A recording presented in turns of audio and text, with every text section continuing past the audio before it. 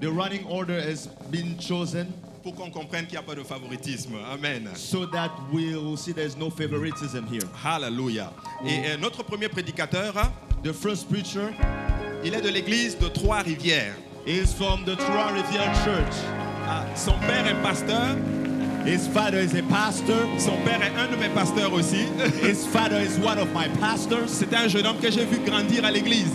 He's a young man that I saw grow in the church. Aujourd'hui, il est même plus grand que moi. Now he's even taller than me. Je l'aime beaucoup. I love him greatly. Il est jumeau.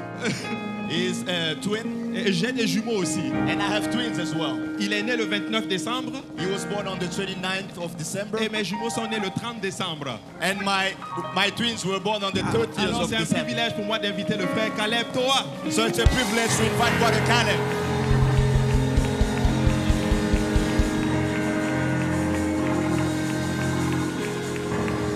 Gloire à Dieu tout le monde.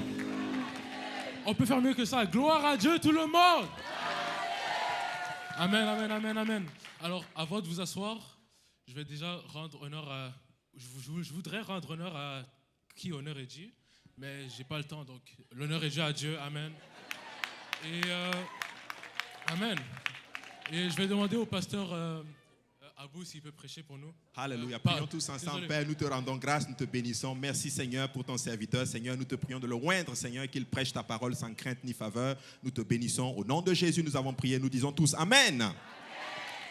Amen, amen. Maintenant, vous pouvez vous asseoir.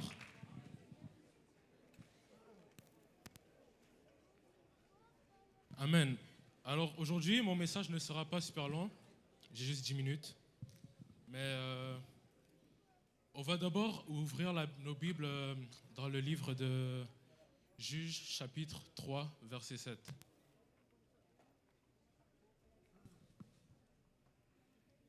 Si vous êtes dit Amen, et si vous n'y êtes pas, vous pouvez suivre à l'écran.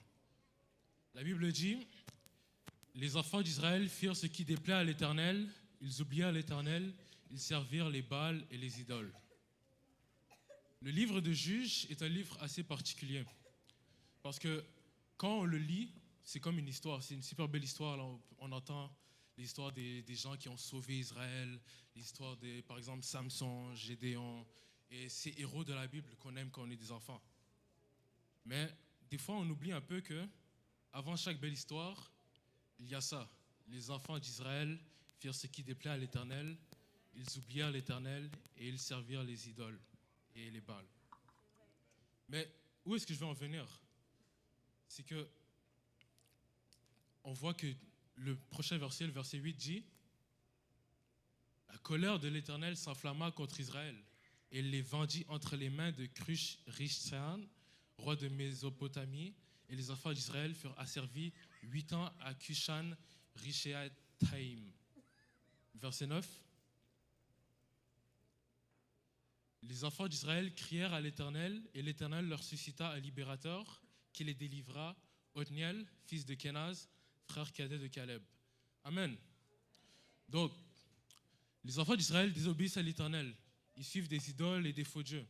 L'Éternel se fâche et il les envoie un ennemi qui vient pour les déranger et les détruire. Et quand les enfants de l'Éternel crient à l'Éternel, Dieu les délivre. On voit que, amen, peu importe ce que tu fais, à chaque fois Dieu va te délivrer. Sauf qu'il y a un problème dans tout ça. C'est qu'après ça, verset 12, les enfants d'Israël firent encore ce qui déplaît à l'Éternel.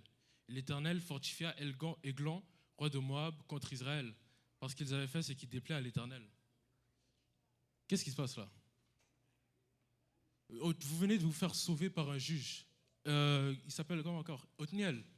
Il vient de vous sauver d'un roi qui vous a mis sous la servitude et qui a détruit votre peuple. Mais maintenant, qu'est-ce que vous faites encore? Vous faites encore ce qui déplaît à l'Éternel et maintenant vous avez un autre ennemi. Mais maintenant, Dieu, dans son immense grâce, il suscite encore un autre juge, un juge qui est Éhud. Et vu que l'histoire est longue, je vais résumer. Éhud arrive, Dieu l'appelle, et maintenant Éhud, il prend le roi de Moab et il le tue. Simple comme ça. Et personne ne le voit venir. Et il sauve encore Israël. Mais encore une fois, Israël n'arrive pas à suivre les voies de Dieu et Dieu envoie un autre juge qui va encore sauver Israël et qui va encore ramener Israël dans la bonne voie. Mais Israël n'arrive juste pas à suivre l'Éternel. Et cette histoire, il y a 22 chapitres dans Juge. Et pendant la moitié des chapitres, c'est juste un juge qui vient, Israël qui tombe, un juge qui relève Israël. Israël est là, après ça, il tombe encore. Mais Dieu, dans son immense grâce, il continue à envoyer un juge. Il n'a pas abandonné tout de suite. Il continue à envoyer un juge. Amen. Mais pourquoi est-ce que Dieu n'a pas détruit Israël?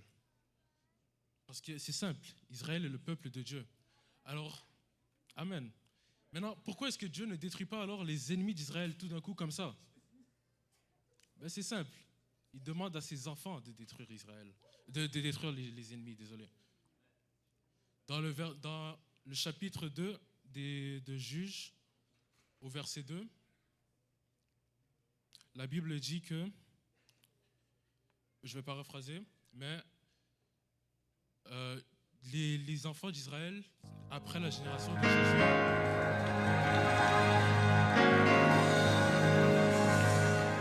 les enfants d'Israël, après la génération de Josué, ils ne connaissaient pas la guerre, ils ne connaissaient pas le combat, ils ne connaissaient pas les défis. Alors Dieu a décidé et Josué n'avait pas réussi à tuer tous les ennemis d'Israël. Alors Dieu a décidé de leur donner des ennemis à tuer. Et ces ennemis-là, au début, tout allait bien. On voit que les enfants d'Israël, ils disent, OK, allons, qu'est-ce qu'on fait, Dieu? Là, Dieu leur dit, tuez eux, et prenez le territoire. Et c'est ça qu'ils font, ils les tuent tous. Ils prennent le territoire. Sauf que là, ils oublient à propos de l'Éternel et ils font ce qui les déplaît. Mais maintenant, où est-ce que je m'en vais? C'est que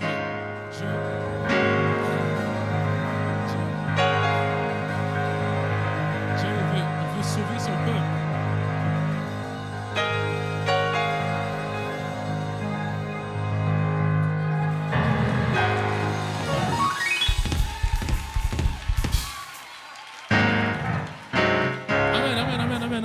Amen.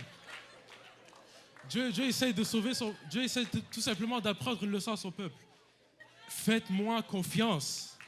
Amen. Quand vous suivez ma voie, c'est là que toutes les choses vont aller bien. Chaque fois que vous ne suivez pas la voie de l'Éternel, des ennemis arrivent vers vous et là vous êtes sous la servitude. S'ils avaient seulement suivi Dieu, Dieu les aurait amenés à battre ses ennemis. Mais maintenant, vu qu'ils ne suivent pas Dieu, c'est ses ennemis qui les attaquent et après ça ils doivent se battre, défendre pendant des vingtaines d'années avant de battre un ennemi. Mais c'est ça, juste suivez Dieu, faites confiance à Dieu, n'oubliez pas sa parole. Amen. Ok, amen, s'il vous plaît. Il ne me reste pas trop peu de temps, alors je vais juste amener un dernier point. Un autre point que j'avais vu quand j'analysais le livre des Juges, c'est que il doit y avoir une raison pourquoi ils n'arrivent pas à suivre l'Éternel. C'est pas juste parce qu'ils sont humains. Et moi, je pense que c'est parce que la parole de Dieu n'était pas partagée dans le camp. Parce que la Bible dit dans Deutéronome 6,4, un des versets préférés du pasteur Kaouzi, « Instruis l'enfant dans la voie qu'il doit suivre, et quand il sera grand... » Et non, écoute Israël, l'Éternel... Désolé. Ça, c'est un des versets qu'il utilise dans les dédicaces. Amen. Amen. Et après ça, à un moment, il parle, et après ça, il dit, « Instruis l'enfant dans la voie qu'il doit suivre, et quand il sera grand, il ne s'en détournera pas. » Amen. Mais pourquoi est-ce qu'il se détournait? Moi, je pense que c'est parce que la parole de Dieu n'était tout simplement pas partagée. Et c'est ça qui arrive quand la parole de Dieu n'est pas partagée. Les gens se détournent de Dieu. Là, c'est Dieu qui doit toujours tirer son peuple, le ramener vers lui. Mais là, le peuple, quand personne ne partage la parole de Dieu, le peuple fait juste marcher comme ça. Là, il cherche un endroit. Et là, il regarde ici, il regarde ici. Là, Dieu fait juste le tirer et le ramène ici. Mais c'est ça qui arrive. Il faut juste partager la parole de Dieu. Et voilà, c'est ça que j'avais à vous dire. Que Dieu vous bénisse.